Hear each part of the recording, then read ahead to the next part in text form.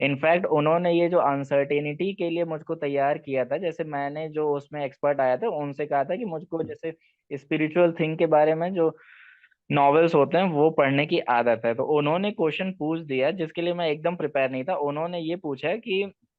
जो बिमलेश चौबे, कौन बिमलेश चौबे हैं और कौन आप हैं।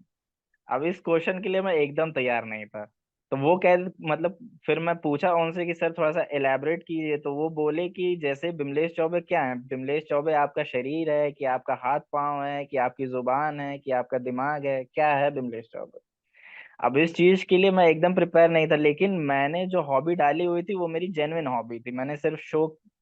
उसमें मतलब था नहीं। तो मैंने फिर ये बोला कि सर मेरे हिसाब से जो कॉन्शियसनेस है हमारी, वो हमारा लगभग 80% बेस होती है, क्योंकि अगर हमें ये समझ नहीं है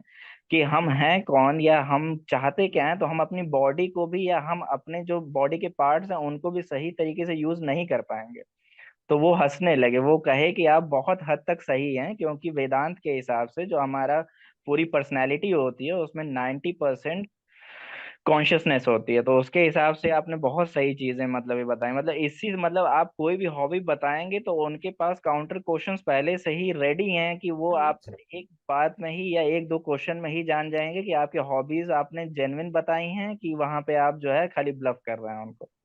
और इंटरव्यू क्लियर करने का जो मुझे जो बहुत बढ़िया चीज वो हुई, वो एडोटैप वालों ने ये किया था कि जेन्युइन